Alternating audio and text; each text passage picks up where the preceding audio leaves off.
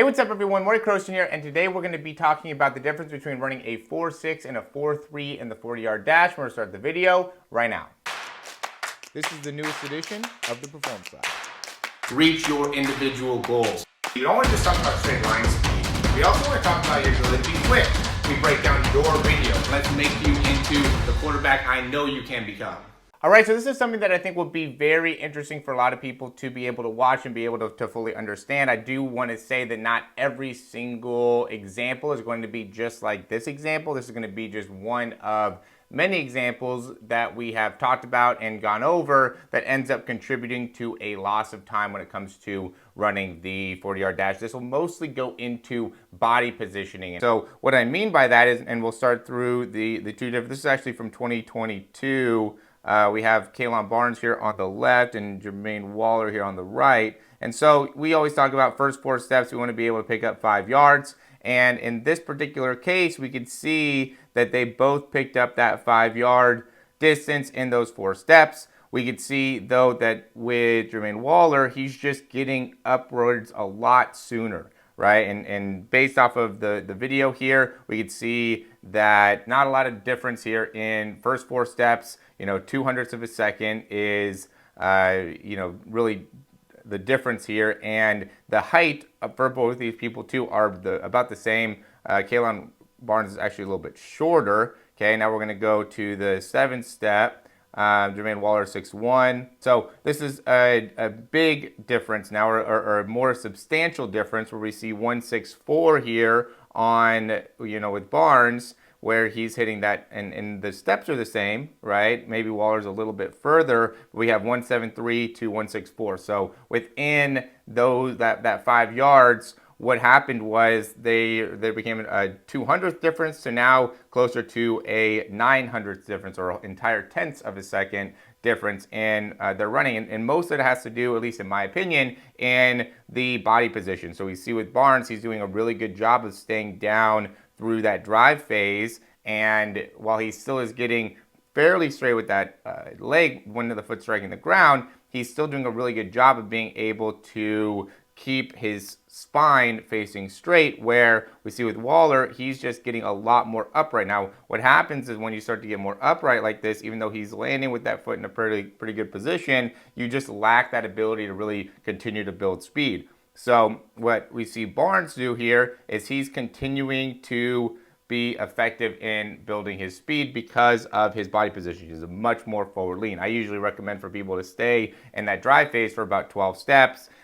So about here would be where I'd be saying to come up. Some guys want to be able to continue to accelerate. That's fine. It's all based off of the individual, but I will say closer to 7 steps is just too early, right? So, and what I mean by the difference between the 2 body positions here, what we see with Waller, he is much more upright. Even when you can see with Barnes, this is his 12th step, and he is more in a drive phase, acceleration phase, more forward posture than we're seeing with Waller. Waller's more in like a top speed phase, but he's only 7 steps in, right? This is where that idea of like popping up can end up being a negative thing, right? So this is his 12th step right here. Okay, 12th step for here. So again, and this is where I would say, I would actually recommend to be a little bit closer to a more upright position at the 20-yard mark is the goal, right? To be able to really accelerate here. And because what happens is if you get too far stuck here, what could happen is that foot can end up being too far back behind there, right? So, Kalon Barnes is getting pretty high up with that foot. And when you start to run like that consistently, you are putting a lot of pressure on those hamstrings, and really making it so you could end up really have a hard time getting into a good upright position to be able to finish and be able to have, good hip flexion and good technique in the finish. I don't think Kalon Barnes really struggled with that. He gets to top speed and he's getting plenty of hip flexion there, right? Hip flexion is just going to being able to get the knees basically the same height as the hips, and he's in a good spot there. What happens here with Jermaine Waller, though, is he already is so upright, right? So, he in this position is basically upright. This is his 9th step, right? So by the time he's getting into like this 30-yard mark, he's almost like decelerating now. Like he's landing so far back on his foot and his foot so far out in front of him that he's almost decelerating. Look at the difference between Barnes. Barnes is really pulling that foot underneath, landing with a lot of his weight on the front part of the foot, has that foot right underneath him. So he's really continuing to accelerate as he comes through. When he gets to this position, he's just getting to his top speed, and now he is through. Where Waller, he's like at his top speed here probably. Now all these steps is really letting his foot go too far back behind. I mean, he could use a lot more top speed endurance in his training, right? So when he gets to his top speed, he's not doing a very good job of being able to hold it. He doesn't have very good understanding of what he should be doing with his feet coming through. He obviously doesn't have much of a track background or any of a track background, because these are easy things that you know, even pretty novice coaches are able to identify, and things that we're just seeing are problems that could very easily be solved by just having a better understanding of what you should be doing at your top speed in comparison to what you're not doing, as well as through the start, through the drive phase. And I just see this a lot with athletes, especially the younger generations or you know, guys that just don't have very much exposure to coaching, is that they're making errors that could very easily be corrected if you just had the right guidance, the right coaching, or just had the exposure to what that potential problem is, right? So what happens if you don't have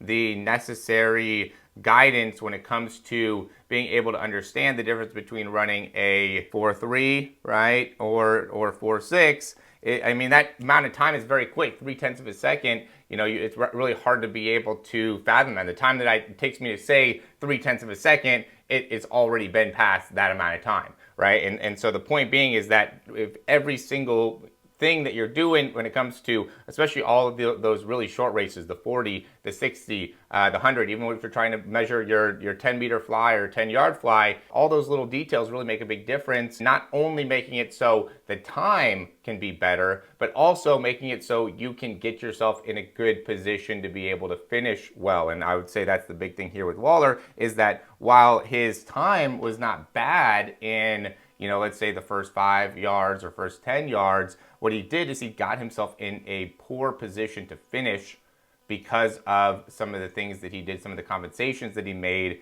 early on to be able to maybe run a better first 10 yards, but then had a poor impact on his ability to finish. And I mean, I didn't see on this video his actual 4.72, but I would assume the 4.72 is probably even worse, and that he probably just, you know, came up really too fast, too early. And just by getting the right education, the right guidance behind, you know, how to run a 40 and what it takes to run a 40, you could really save yourself a lot of time and really give yourself a lot more opportunity when it comes to being recruited or, you know, potentially drafted when it comes to things like this, and really being able to showcase your skills at the next level. So as always, guys, if you like the information, click that thumbs up, subscribe to the channel. If you have any questions, comments, or recommendations, you can leave those down below. We're always providing great content like this. We have a lot of options for athletes that are looking to get faster with speed breakdowns. You can send in video of yourself. We can analyze, let you know what you need to get better at. We have programs, we have drills, we have exercises. A lot of customization is what I'm about. I'm not about going in and just doing a one-off program or something that's very general. I want to be able to really give you specifically what you need to do in order to improve